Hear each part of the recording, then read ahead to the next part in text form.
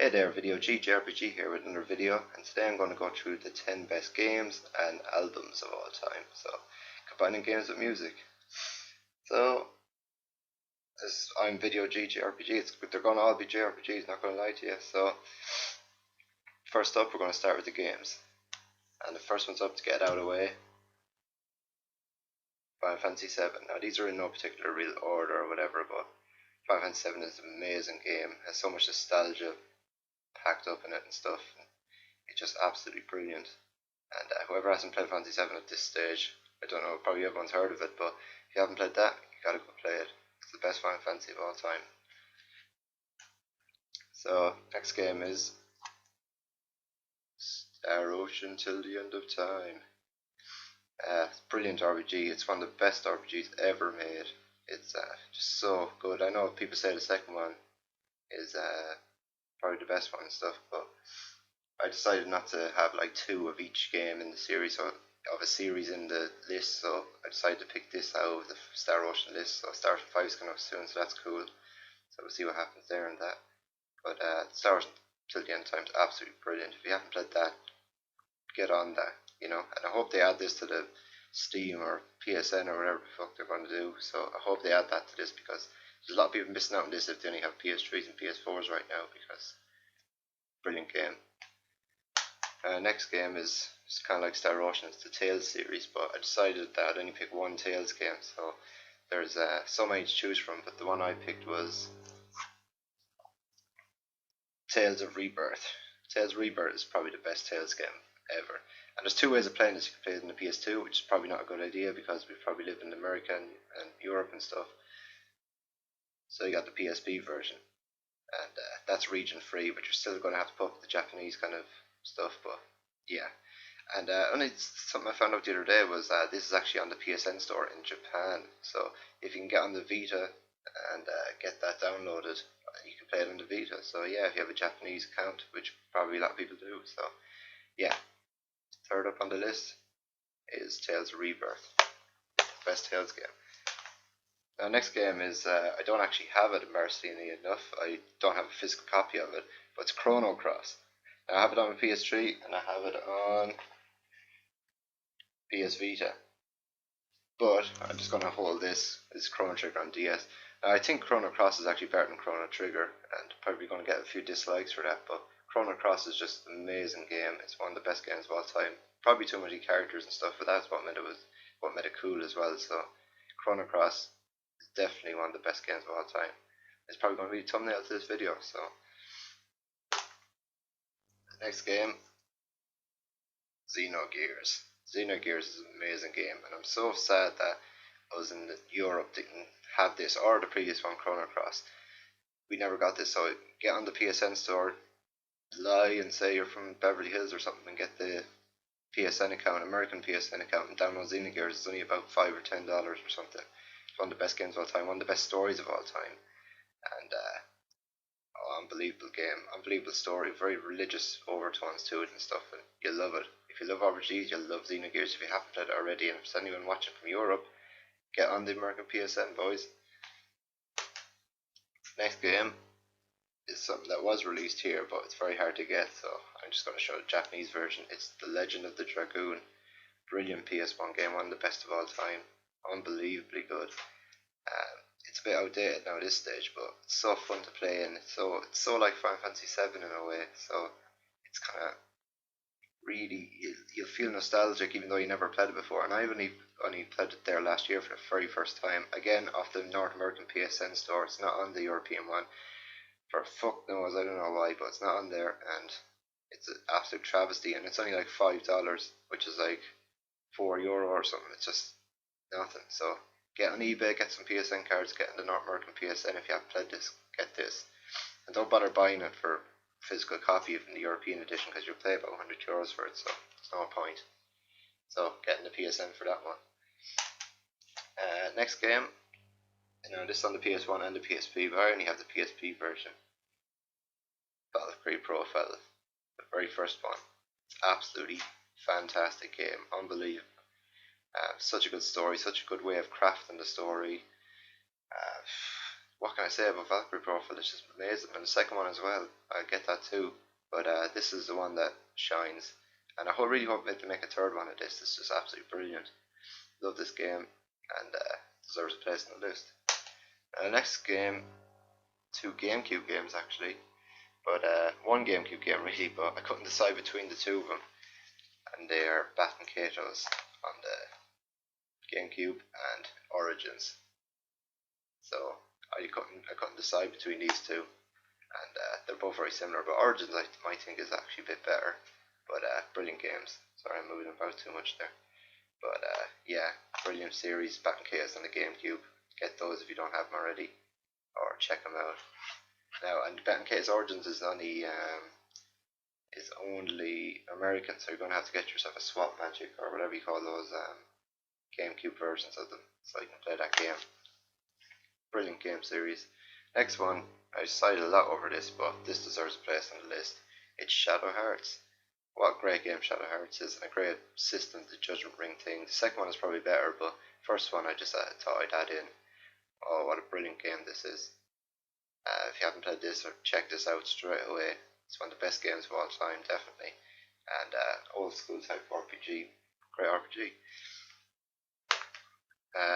Next one, I didn't know what to decide here, but Romance and Saga 3, it's probably one of the best in the Saga series, but that's not really the real one in the list, but I'm just going to add that in there. That is one of the best ones. But the best overall, Saga Frontier 2, absolutely brilliant game, and the watercolor type of art in this game is absolutely beautiful. The music is probably the best battle theme ever, and great story, brilliant RPG. Very crazy mechanics, but it's kind of like Final Fantasy 2 where you kind of level up whatever you use in battle, so it can get pretty frustrating and it's brutally hard, but yeah, that's the last on the list. That's number 10, Saga Frontier 2 made the list, so I'm just going to name a couple that didn't make the list, but nearly could have, and Final Fantasy 6, so there's so many ways of playing Final Fantasy 6 now. It's on the Game Boy Advance, it's probably on mobile, and it's on SNES, and it's on this, so yeah, the Game Boy Advance version is probably one of the best ones, so yeah, one of the best games ever. But because I had Final Fantasy 7 on the list, I thought I'd just stick this in the end, but it's not part of the list, it's just these are kind of like the honourable mentions. And because I had Star Ocean 3, this didn't make the list, but still one of the best games of all time, and this is probably what people would pick, but for me it was Star Ocean 3, but Star Ocean 2 is still one of the absolute best. And Dragon Quest 8 didn't make the list, but almost made the list. It almost ousted Saga Frontier, so yeah, it's one of the best games ever. This is probably the best Dragon Quest so far, so hopefully the 11th one will come out here and be good and everything, and we'll get more details on that soon, but this is one of the best ones, and it's on Android, or it's coming to Android, but it's coming to 3DS as well, so I hope they bring that out here, as well as Dragon Quest 7 on the 3DS. I hope they bring that stuff out here, because that's never really been out here before. And another one that almost made the list is Grandia 2. It's a brilliant RPG. I really hated the way that you couldn't backtrack in this game, but that much. But this is one of the best games ever, and it's on Steam now, and this is an anniversary edition or something, and it's a big deal right now. So yeah, hit that up on Steam. Well, it's a bit of a cut price as well, I think. So yeah, I get that. That's one of the best RPGs ever. So we're going to be moving on to albums next. But first, there's some honorable mentions in the game kind of section, I suppose. But Suikoden series, that's brilliant as well. Suikoden 2, I have that, but I have never played that game actually, being such an RPG kind of fan. I have that on my Vita now and PS3, so I'm going to give that a try soon. So, Xenosaga series, brilliant series. A lot of them didn't come out here, but whatever.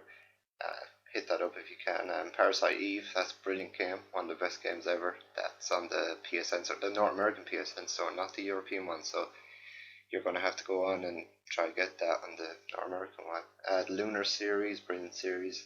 Fancy Star series, I wish they'd go back to their kind of roots, to the first four, and make it a game that's actually not online and all that crap. But yeah, that's great. Lufia series, again, great. Beyond the Beyond, that's a great RPG. That's from the Camelot guys who did Golden Sun, so yeah, it's a cool RPG. Kingdom Hearts series, Skies of Arcadia, another great GameCube one.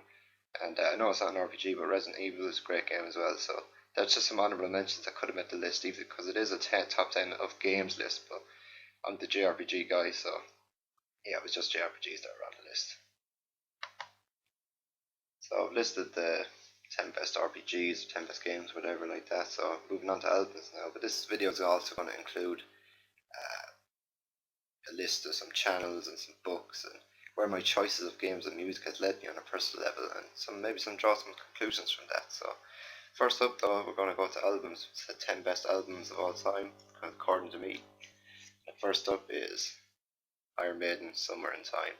What a great album, what a great band, and they have a new album coming out soon, Book of Souls, so that comes out on September 4th, I think. So yeah, but as far as Iron Maiden goes, this is one of the best albums, Somewhere in Time. A lot of people like Power Slave and stuff, but this album has got some cool stuff. It's so well written. Alexander the Great is on this album. It's such a great song, and Adrian Smith, my personal favourite, did a good bit of writing on this. So yeah, one of the best albums ever, Summer in Time by Iron Maiden. And if you haven't listened to that, check that out. Next album is Death, Individual Thought Patterns. What can I say with this? This is probably the number one album of all time for me. It's just so good. The only problem I have with it is it's not more radio friendly. You can't really play it to most people because they'll think, what the hell is this shit? But unbelievable songs, unbelievable songwriting, and unbelievable talent. And unfortunately, the guy who masterminded the whole Death band and stuff, Chuck, he's gone now. He's dead. So yeah, he died of cancer. So there's no more Death, but God, what a great album, and he lives on through his music forever. His legacy is always there because this is a great album, a great band, and this is just the pinnacle of talent. It really is. Some great guys to play in this album. Andy LaRock from King Diamond plays some solos on it. Chuck wrote all the songs probably, and all the lyrics. The lyrics are so philosophically in tune and stuff. They're so cool. And Gene Hoglan from Dark Angel plays the drums in it. He's an unbelievable drummer, and I can't remember his name, but Steve something DeGorio or something. He's from a band called Sadis, but he uses a fretless bass, so you got this fretless bass kind of going in the background, and you got the Gene Hoglan drums that are just a million miles an hour, and you have Chuck on the guitar singing, and you got Andy LaRock solo. So this album has got everything. It's just the pinnacle of talent. It's just an unbelievable album. That Death, Individual Thought Patterns deserves a place on the list. Next is Queensryche, Operation Mindcrime, and that's a brilliant album. It's a concept album about this guy called Dr. X who's trying to mastermind this kind of revolution and stuff, using a kind of like this druggie as an angel of death. It's just a brilliant album, brilliant story. It's got 15 tracks of just pure brilliance written. So one of the best albums ever. And these are kind of fucked in with the hair metal band, kind of yuppie kind of metal crap, but these are a great band, and one of the best albums ever is Operation Mindcrime. And one of the only albums I ever listened to that has like a story going on through the whole thing.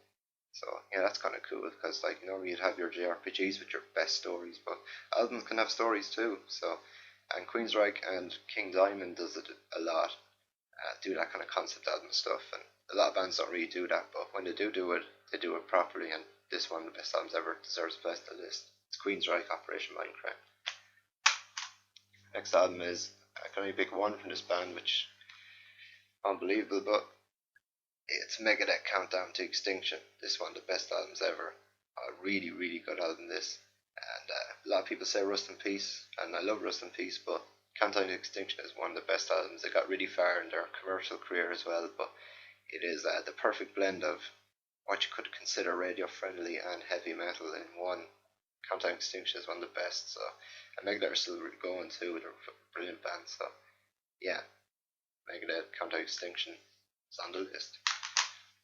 Our next album I don't actually have on CD still, but it's Mortal Sin, Face of Despair. That's a brilliant fucking album. The lyrics are so well written on it, and as far as a thrash metal album goes, it's some of the best that has been ever written. It's probably the best. Not my favourite band, but my probably favourite album, so that goes to show what this album is.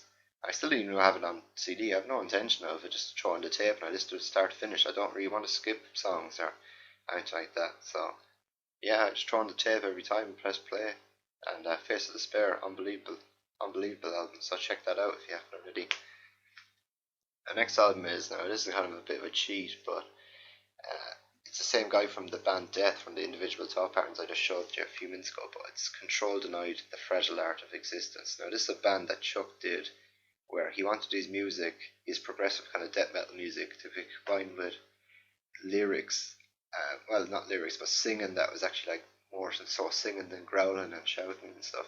So he got a good kind of singer, and he took his band Death at the time and just put together this Control Denied thing. And this is such one of the most well written albums, lyrics and music that you'll ever hear. So intelligent, so talented, just unbelievable. So Fragile Art of Existence. If you like intelligent music at all, you'll go check this out. This is an unbelievable album. So yeah, Control Denied deserves a place on the list, even though it's Death pretty much again. But yeah, has to be on the list. Next is Slayer, Rain and Blood. Unbelievable. Like, for Slayer, this is the trash bible. It's just the genesis of trash. It's an unbelievable album. It's so fast, it's so intense, it's so in your face. The lyrics, the music, everything. One of the best trash albums of all time. It's like the holy grail. So yeah, Rain and Blood deserves a place on the list. Next album is a band from a little known band from Preston, called Centrix, and they have come out with an album called For Whose Advantage in 1990, and it is just one of the best written albums ever. It's unbelievably good. Start to finish, it's just pure bliss for a trash fan or a metal fan. It's an unbelievable record. So yeah, they're still going now. They got back together, and they play a lot in Ireland too. So I got to see them the whole time. They're playing really soon too, so I might go see them again. I've met them a few times, and they're really cool. So Centrix, For Whose Advantage, one of the best albums ever. And yeah, he's kind of standard. The front cover is so cool in this too. Your man standing there, the businessman. He's got the blood of blood on his hands from the world or whatever. The skyscrapers in the background, but there's a reflection in these glasses, and I always thought it was cool. I always seen this cover, but I never knew that was the reflection that he was seeing. So he's kind of laid waste to the world with his business rubbish. He's, the album is kind of very economical, really. It's like, For Whose Advantage is all this multinational corporation crap that's going on. That was going on back then, that's always been going on, it's still going on. So who's benefiting from this? Like, the rape in the third world countries and stuff. So really intelligent kind of things to think about there and get researching and stuff. So that's one of the best albums ever. I'm gonna have to include that. So next one is from Halloween. It's Pink Bubbles Go Wave. I love this record, and a lot of people would love the Keeper records more and stuff, and Walls of Jericho maybe, or even some of the ones with Andy. And they're all great albums. I can't fault any Halloween album.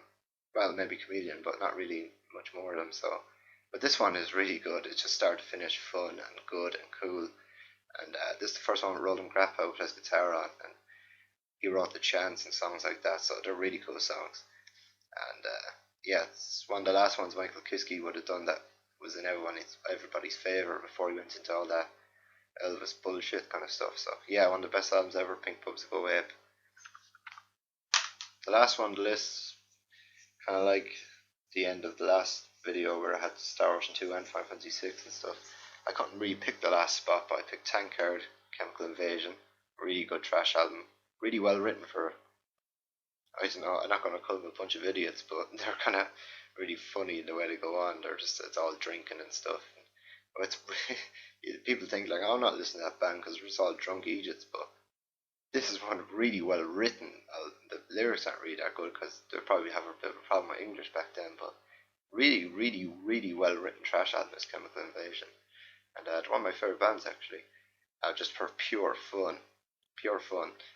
And on par with that, I just said I'd add this in. Merciful Fate, Don't Break the Oath, one of the best albums ever made. It just start to finish brilliant. And to be doing this back in the time they did this, this is just like, I think this is 1984 or something. I can't remember, 96 maybe. But yeah, it's just like when other bands Metallica that were doing stuff, they were pulling out riffs that are on this album. Absolutely, what a great cut too. So well illustrated. So yeah.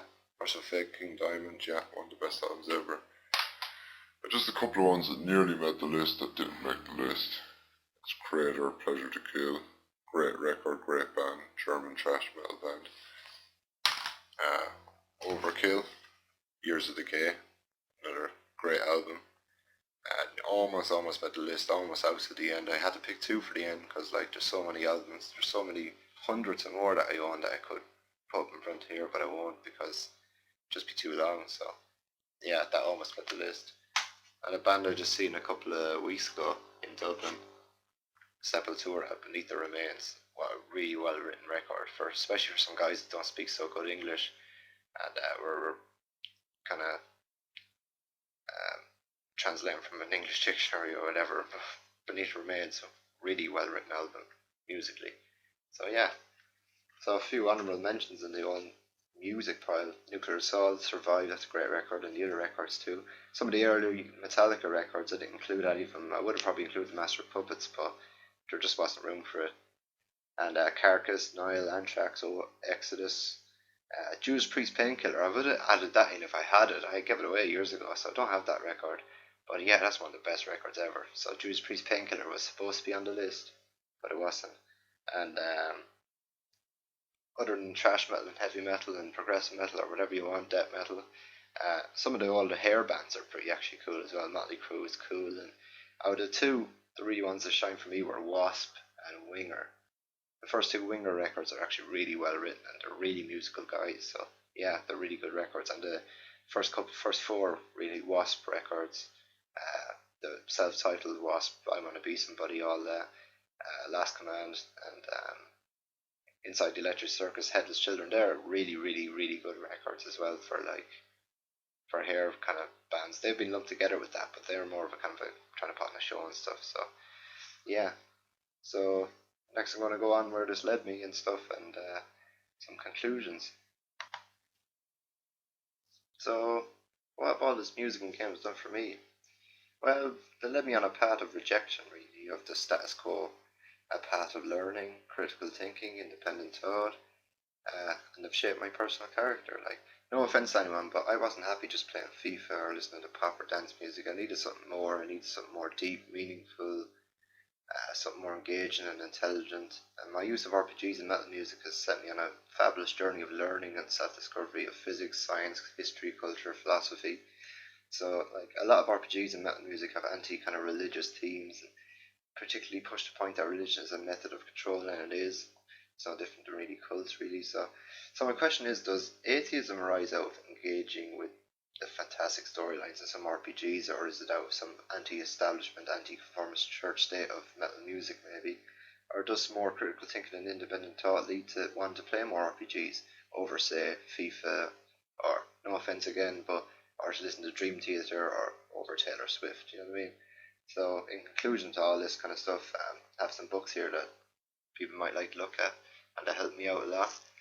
And first one is Richard Dawkins' The God Delusion. This is a great book. This is just like reaffirms all my already beliefs from looking at physics and science and stuff. But yeah, it's a really good book. If you want to get out of that all that religious crap and stuff, this is the book for you. So hit that up. Next book is a very similar book. God is Not Great by Christopher Hitchens. Now Christopher Hitchens is gone from us right now, but what a great thing he left behind in this book. It's so well written. Might be a bit hard to understand sometimes, but yeah, great book.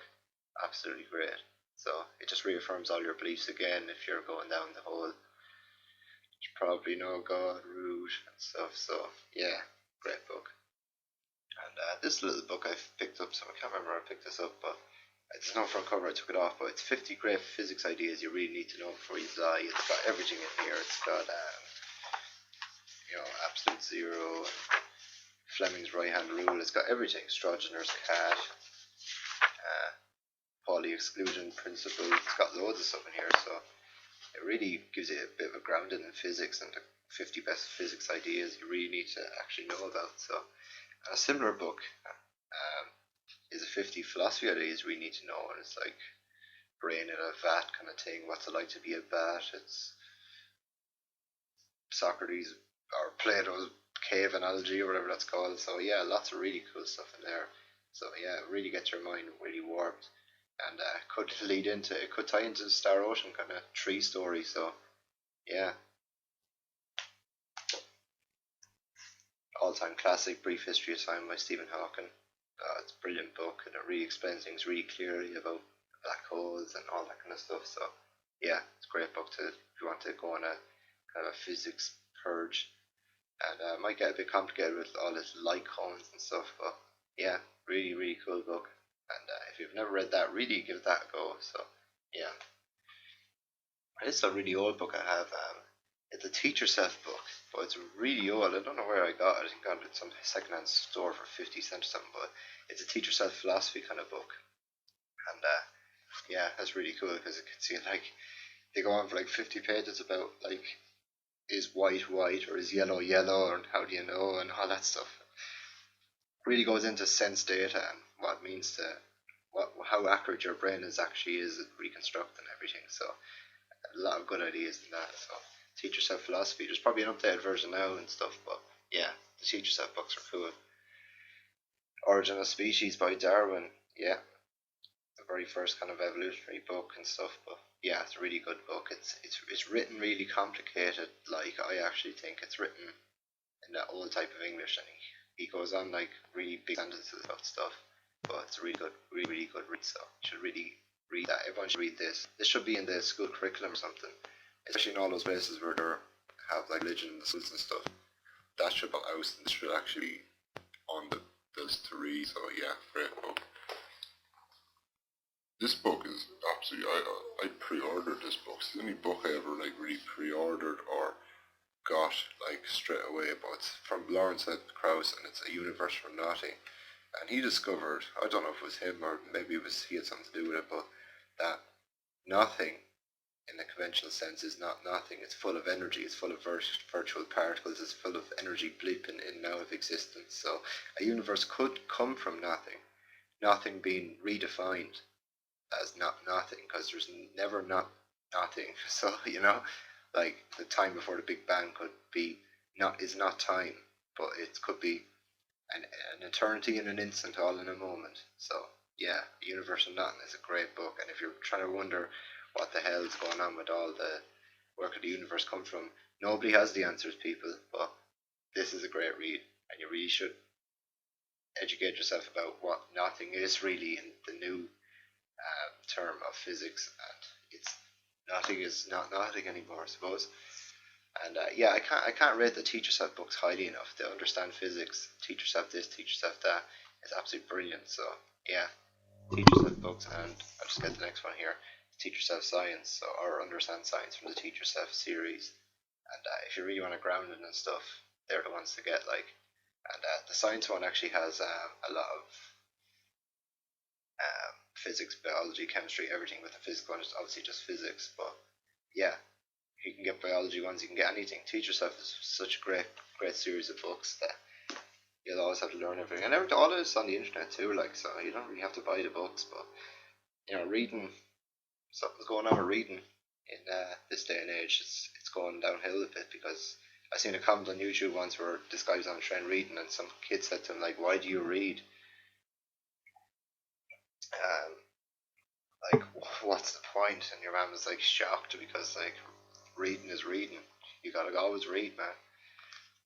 Next book is The Meaning of Evolution by George Gaylord Simpson, and that was a great book. I found it somewhere for 50 cents or something, but yeah, that's an unbelievable book, and it really goes into every little detail of everything. So yeah, really, really, really good read that was, about evolution and stuff. And I was trying to find a book that led on from like Darwin's book in a kind of a new light where humans are added into the mix too, because Darwin didn't actually say anything about the human things in his book. It was all animals, all pigeons and the Galapagos and stuff. So yeah, really good book this. So check that out.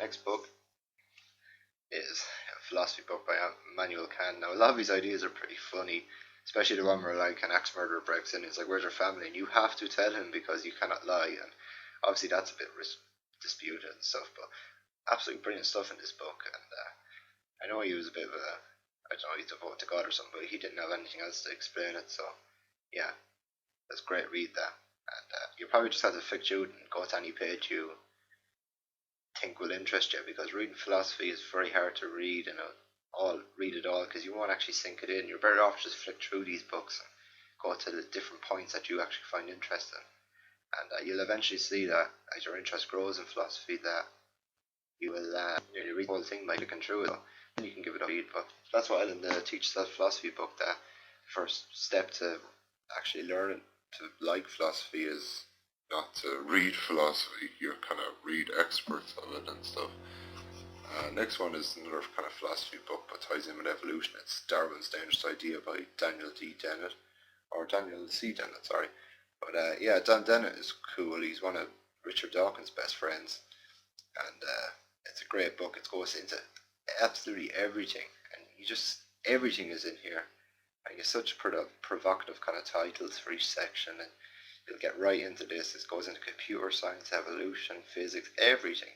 No, he's a philosopher. He's not a master in all these things, but he's so smart that he has a pretty good grounding in all this stuff. So yeah, Darwin's Dangerous Idea, great book.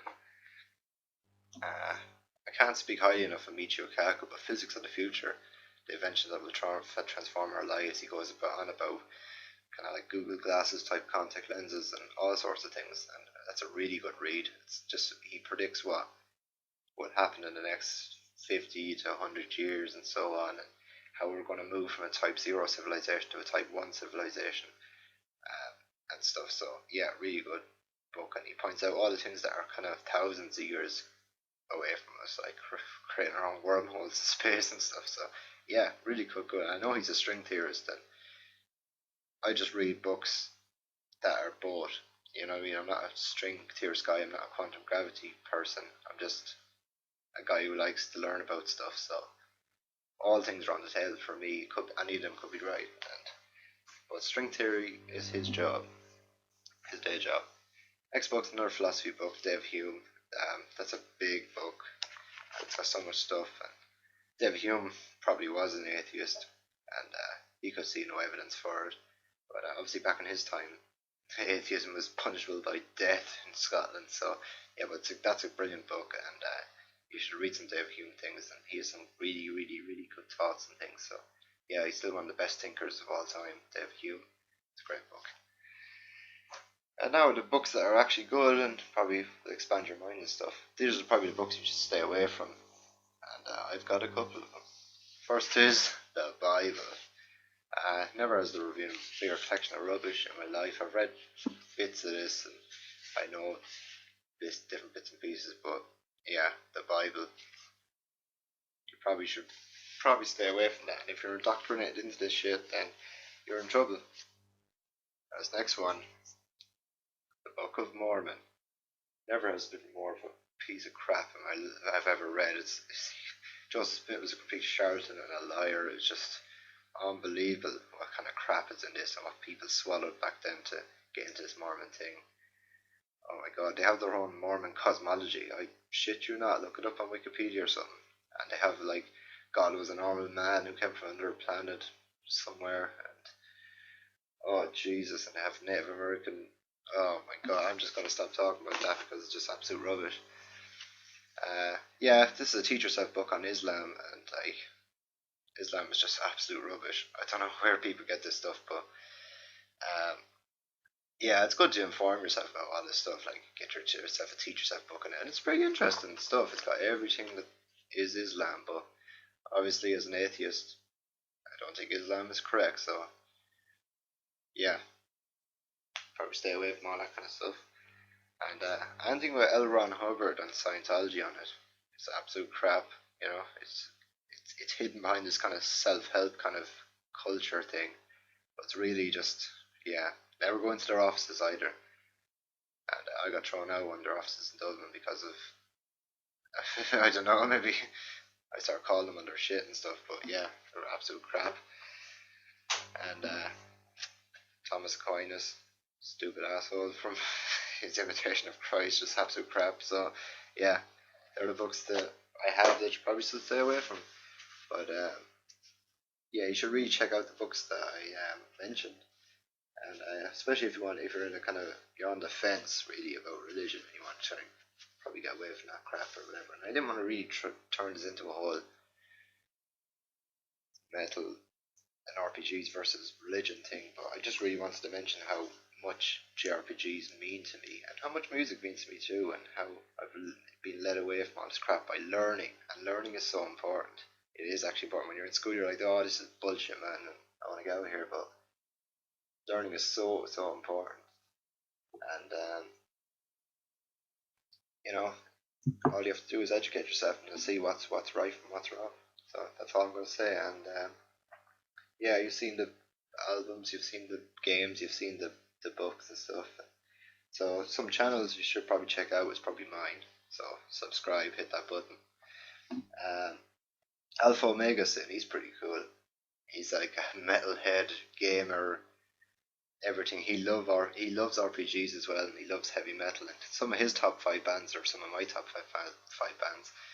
I've seen him wearing a Death shirt a lot. I've seen him wearing a Slayer shirt a lot in these videos, and I've seen him talk about Pantera and stuff. And anytime anyone mentions the band, he loves them, because they're just he's really into his stuff. He's really passionate about gaming. So Alpha Omega Sin, if you've never checked him out, check him out. The Game and Pilgrimage, that's another channel that's really good. That guy is awesome.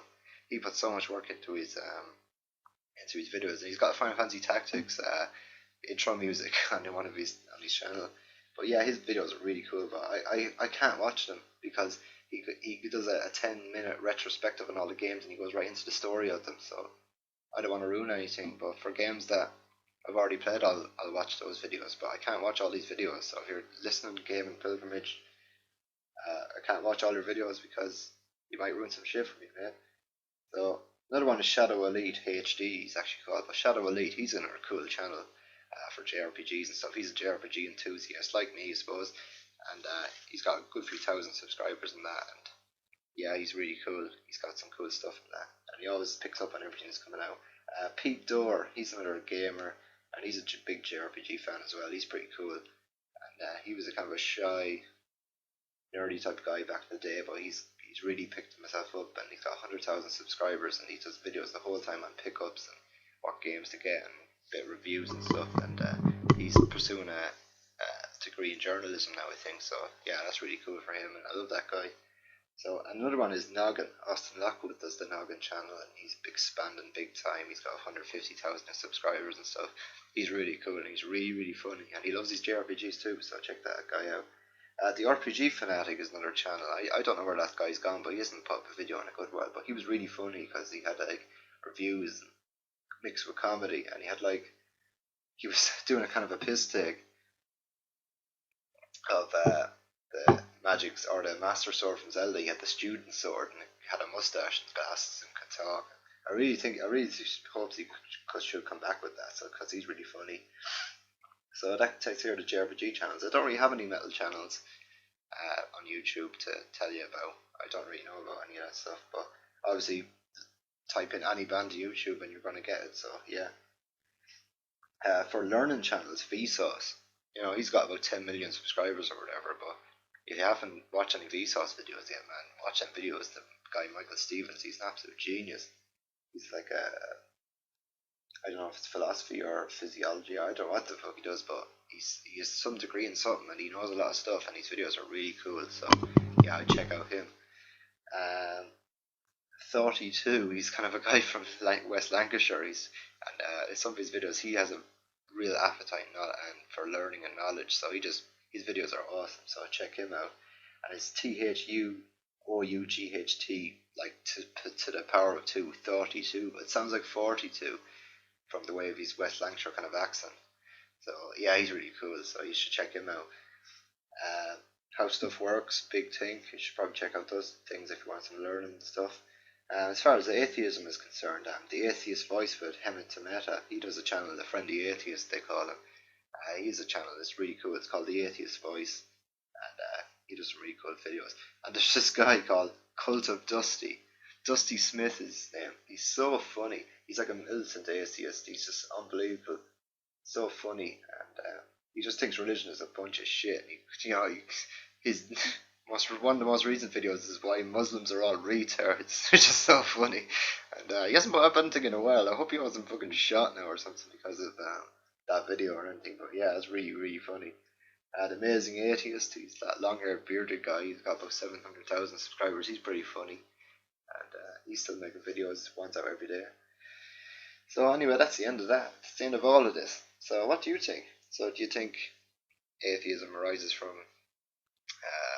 metal or in JRPGs, or do you think just people play them anyway and they can be Christian? Of course they can. Like, some Christians and Muslims can be the smartest people in the world. I don't care. He could be a doctor. He could be whatever.